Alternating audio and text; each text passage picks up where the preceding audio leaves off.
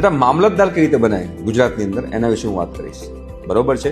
કોણ એપ્લાય કરી શકે એના વિશે વાત કરીશ. એની સિલેક્શન પ્રોસિજર કેવી છે એવી હું વાત કરવાનો છું. મામલતદાર માટે ગુજરાત ગવર્મેન્ટ જોબ કહેવાય. જે લોકો સરકારી નોકરી જોઈતી હોય ને એ લોકો માટે આ બહુ સરસ એક છે જોબ, જેમાં લોકો બહુ બધા એપ્લાય કરતા હોય છે. અને સેલરી જે સ્ટાર્ટિંગ સેલરી જે છે એ 70,000 લઈને 90,000 ડિપેન્ડિંગ અપોન ધ લોકેશન ને એલાઉન્સીસ જે હોય એના ઉપર ડિપેન્ડ કરે કે સેલરી કેટલી હશે. પણ 70,000 થી 90,000 વચ્ચે પર મંથની સેલરી હોય છે આની અંદર. બેટા આ મામલતદારમાં ક્લાસ 1 ક્લાસ 2 હોય છે, જેમાં તમારે લોકો એપ્લાય કરવાનું હોય છે.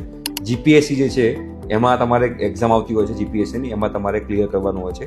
તો આ મામલતદારમાં સૌથી પહેલા તમારે પહેલી જે એક્ઝામ આવે છે એમસીક્યુ બેઝ હોય છે, 200 માર્ક્સની એક્ઝામ હોય છે. બરોબર છે. એ 200 માર્ક્સની તમારી જે બેટા જે એક્ઝામ જે છે એ તમારે ક્લિયર કરવાની હોય છે. એ 200 માર્ક્સની એક્ઝામ ક્લિયર કર્યા પછી તમારી મેઇન્સ એક્ઝામ, જેને 200 માર્ક્સની એક્ઝામ જે છે એને પ્રિલિમિનરી એક્ઝામ કહેવાય. પછી મેઇન્સ એક્ઝામ આવે જેમાં 6 પેપર હોય છે. એક પેપરના 150 માર્ક હોય છે, 900 માર્ક્સની તમારી એક્ઝામ હોય છે. એના વિશે જાણવું હોય તો ડિટેલમાં કમેન્ટ કરજો કે સર ડિટેલ વિડીયો પ્લીઝ, તો આપણે એનો વિડીયો બનાવીશું કે એનો કયા 6 પેપર હોય છે એના વિશે આપણે વાત કરીશું. એ મેઇન્સ એક્ઝામ પતે પછી તમારું ઇન્ટરવ્યુ લેવાય છે. અને મેઇન્સ એક્ઝામનો રિઝલ્ટ અને તમારું ઇન્ટરવ્યુ 100 માર્ક્સનું હોય છે.